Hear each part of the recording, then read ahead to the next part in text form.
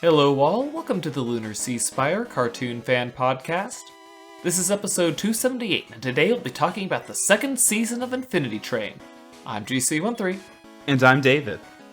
So the cracked reflection was indeed about MT, Tulip's reflection, now trying to live her own life. I was actually surprised that the basically complete focus of this book was on a character which we can now know, or call them nulls, which are the non-human passengers.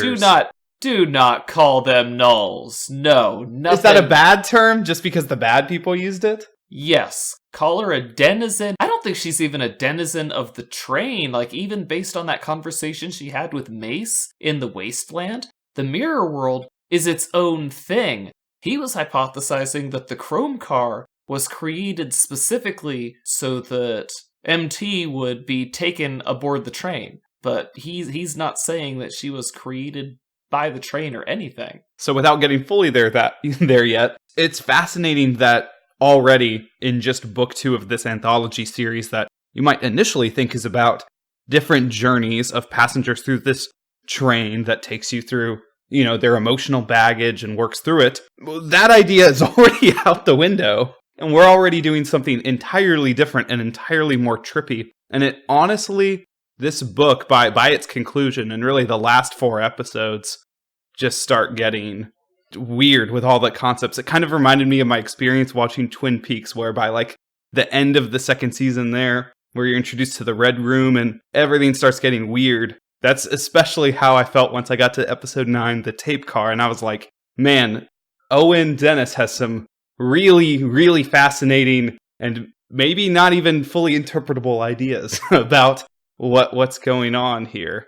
It's almost like they're building a world that fans will want to interpret things, but it may never lead to a correct answer, and I hope we never get all the answers, because visually it was so cool, and the idea, I don't know.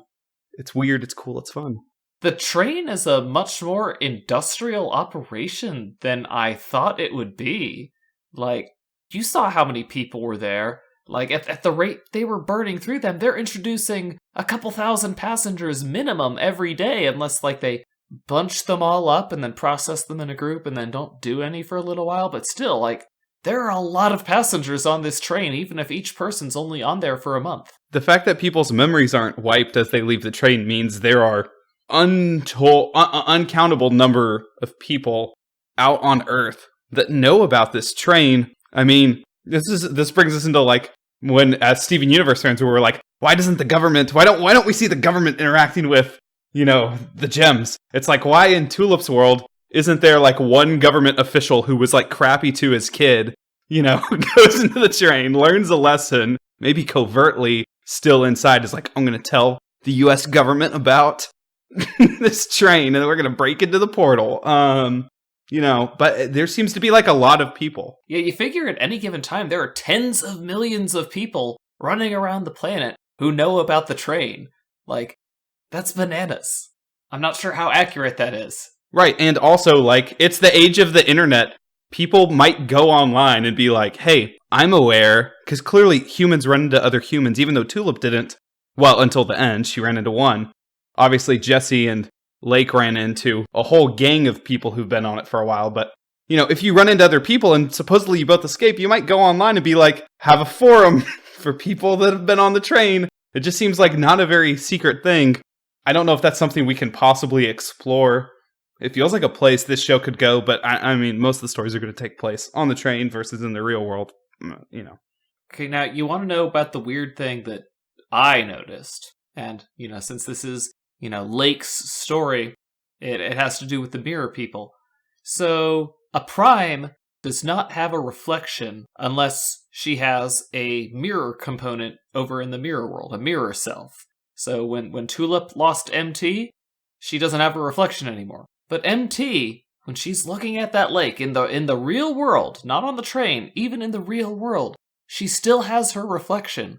And there are no flecks coming out, so you can't even say that, oh, well, they've detailed somebody to be her reflection so they can always have eyes on her. No, she can look into that lake and be completely safe. No reflection enforcement officers are coming out after her. So the mirror people have natural reflections and the non-mirror people do not.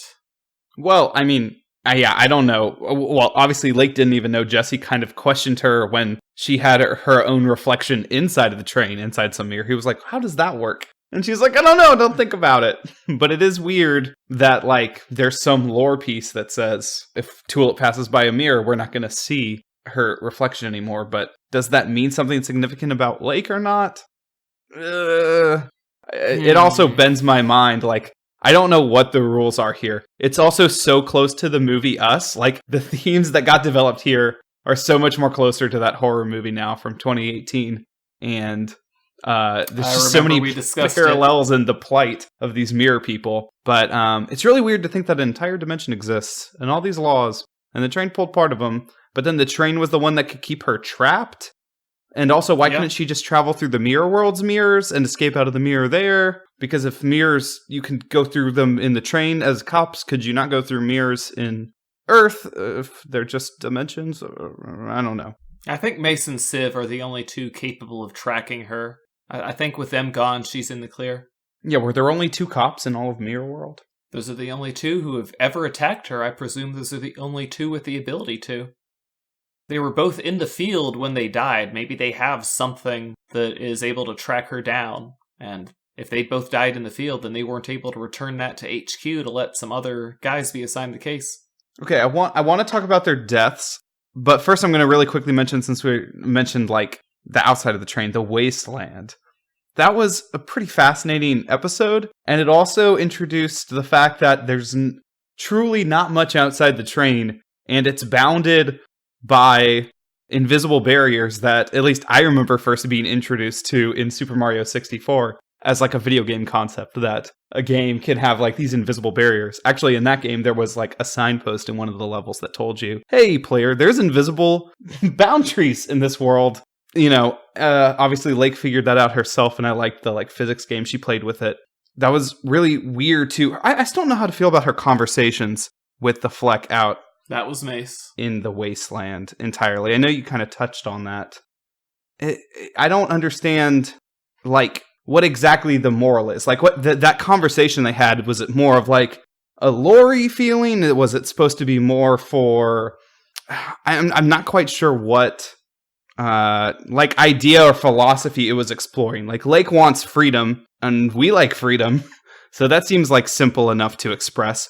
The way that he was locked down in his beliefs wasn't too complex or anything. And she really couldn't, normally in these types of conversations, the sides see each other's side a little more. But, I mean, he didn't see Lake's side at all. No, Mace's Fleck through and through. He's never gonna give. I think if Civ had been introduced, like, earlier in those final 2 episodes, he would have had time to come around.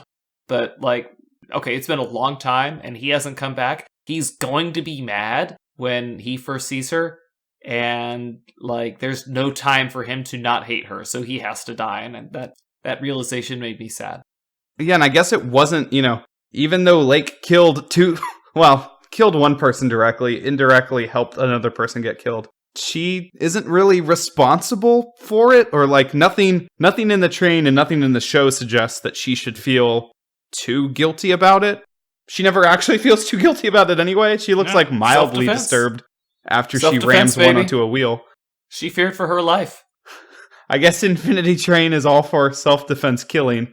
Not probably the same moral that Steven Universe has. You'll notice how she kept her eyes wide open while she was wheeling Mace. And as she said back in the family tree car, I keep my eyes open during the scary parts. I like that little callback, just like they show Grace's mirror in the Lucky Cat car, and then they use it in the mall car the next episode. Yeah, that's a pretty cool detail. Kind of subtle. Unlike the not subtle detail I noticed, which was the way that the second Fleck died by almost, it felt like a James Baxter animated explosion there when Dracula shot a laser at him. It had a lot of detail and a lot more frames, it felt like, for just a glorious goopy kabloom. So that was cool.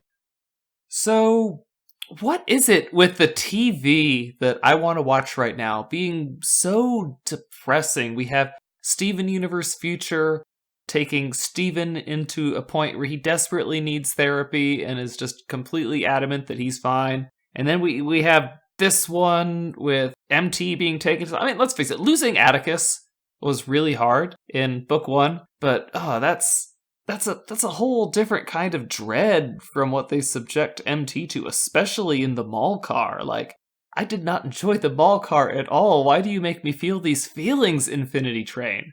Well, yeah, and then, her obviously not being able to make it through the door is one thing, but then her struggle to demand that the universe that she existed in denied her autonomy, denied her self-existence, and even to this, what you would think would be like a positive force or a positive being, she can't even like break through to the robots of the train, that she deserves to exist on her own, that she deserves a chance to be her, which also revealed to us a lot, as you alluded to earlier, the very mechanical but also like strict nature of the train. One is not like a Yoda-like character who is like foolish on the outside and then secretly smart later in some reveal. Like, he's just a dumb program at the end of the day. And even though the train is maybe trying to do positive things for the passengers, it has no flexibility to understand how it's sort of using all of its denizens, whether they're borrowed from the multiverse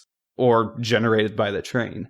Yeah, like, it is completely within One-One's power to send both Jesse and MT home. Like, we see that he does that, but it's only by tricking him into thinking, oh, yeah, she has a number, which means, of course, she can be sent home. And yeah, of course I can send you both to the same place. Duh. Right, and it was a hilariously dumb trick, too, but it also revealed that it's not like the program has to follow by some rules, like it truly only works on humans. It's absolutely able to free anything else inside of it. It's strange, though, that we like fully understand now that some of these creatures are, real, unlike what the teenagers in, what was their group's name? Apex.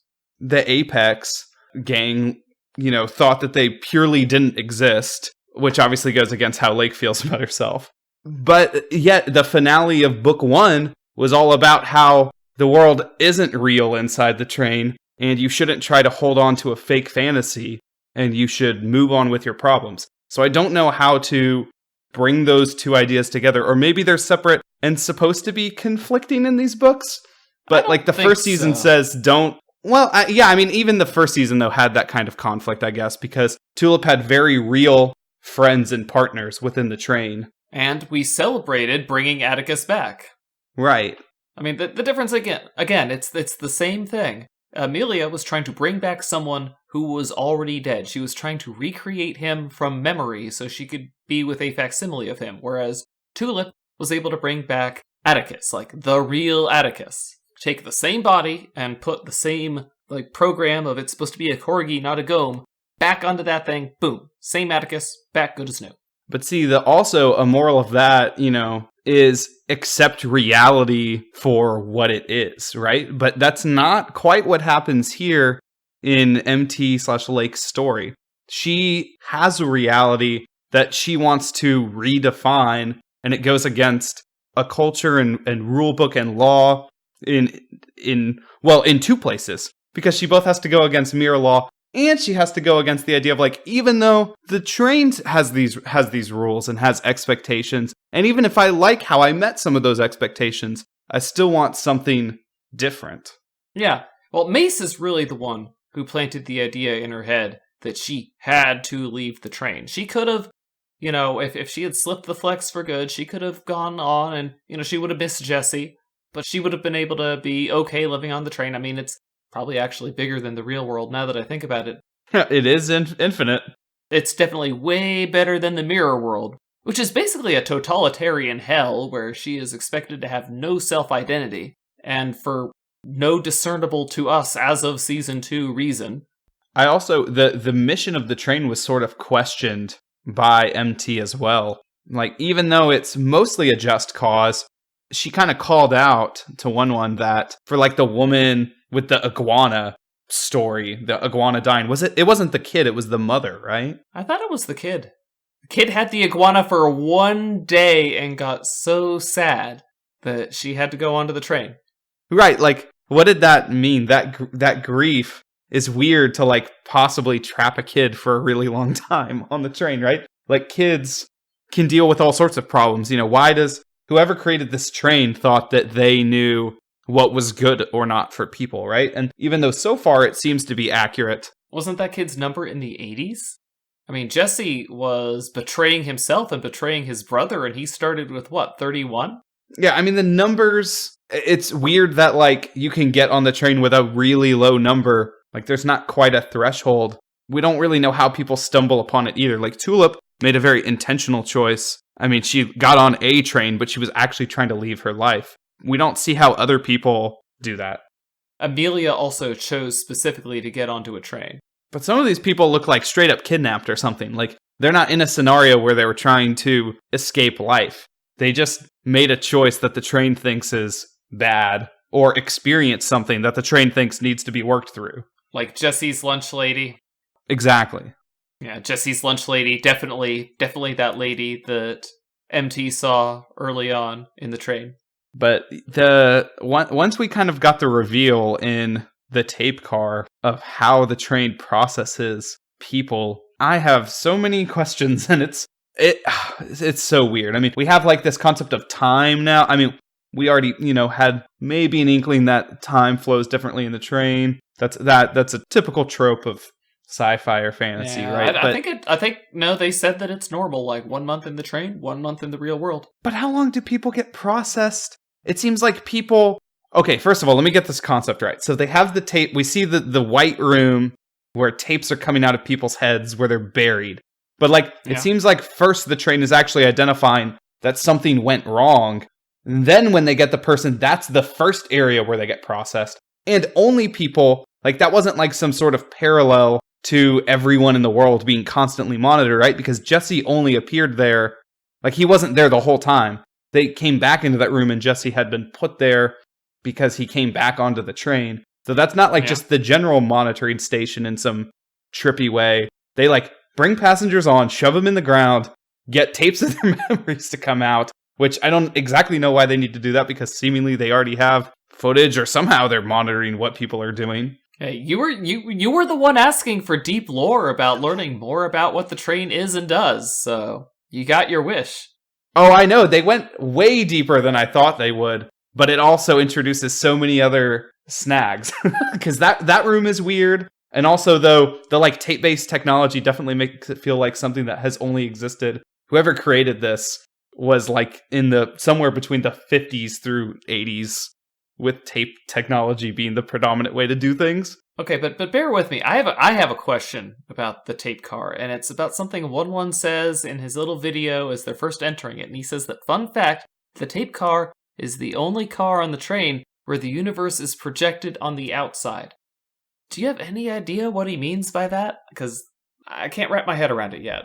Well, I was thinking about that immediately after he said it, because it's almost like after he says that, well, when he says that, actually, they're on the outside of the train car. So I'm so far I'm not seeing anything outside this train car. But, if we take the opposite to be true, first of all, then we know, okay, normally universes are projected inside a train. So that kind of helps us confirm that these pieces of the train car are, despite our understanding from season 1, where we see actual panels make up the world and worlds get messed up if, and then 1-1 would fix them up. I can't remember what the episode was where Tulip experienced that. Yeah, that was the turtle car episode. Yeah. The unfinished car, that's what it was called.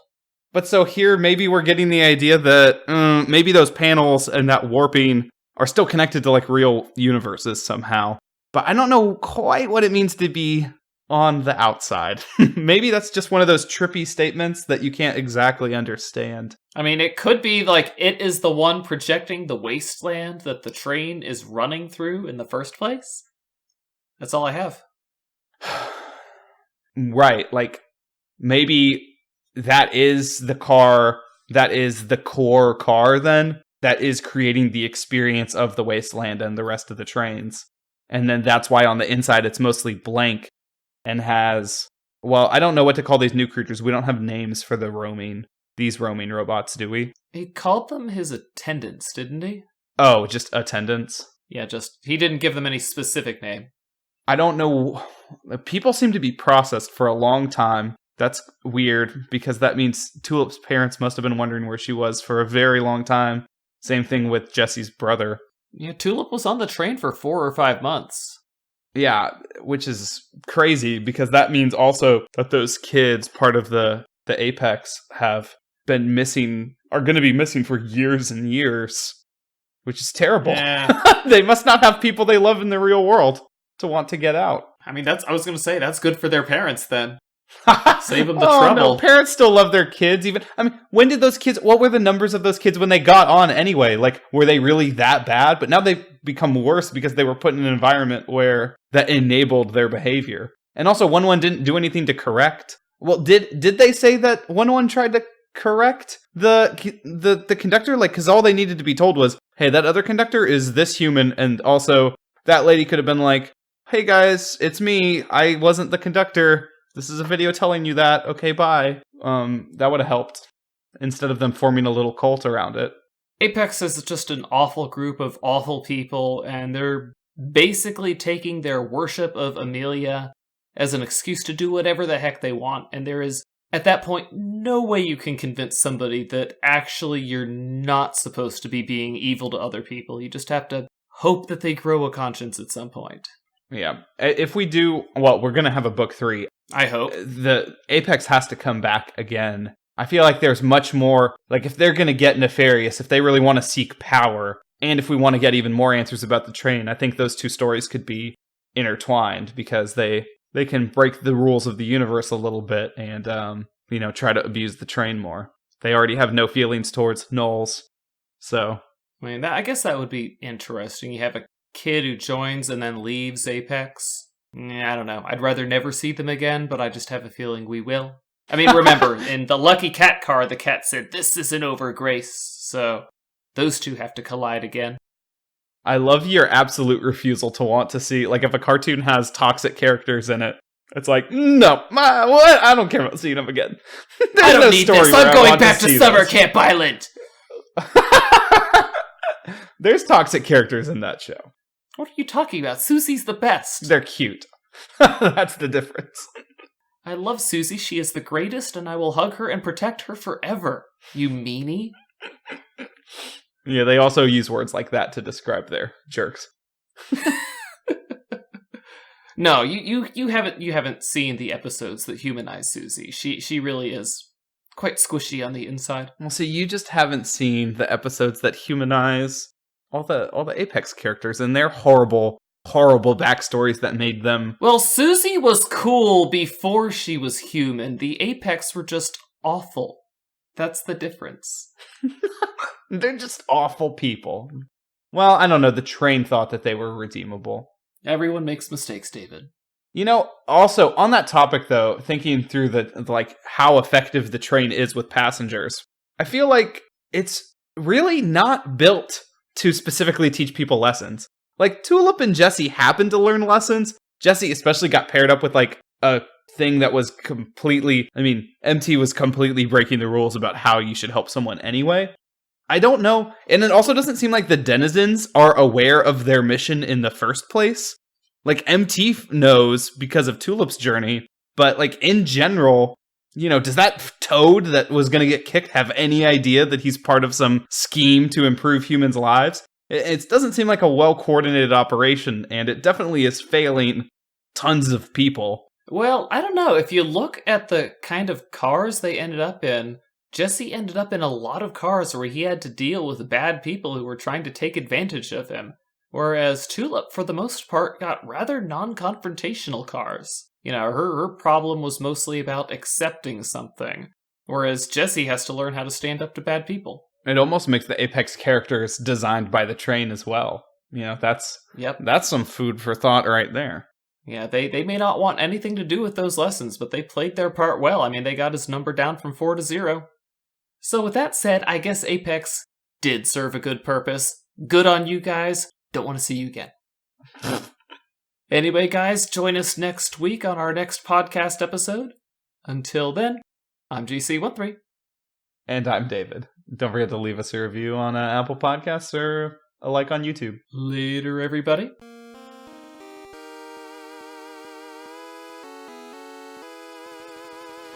Our opening and closing music is by Mark Soto.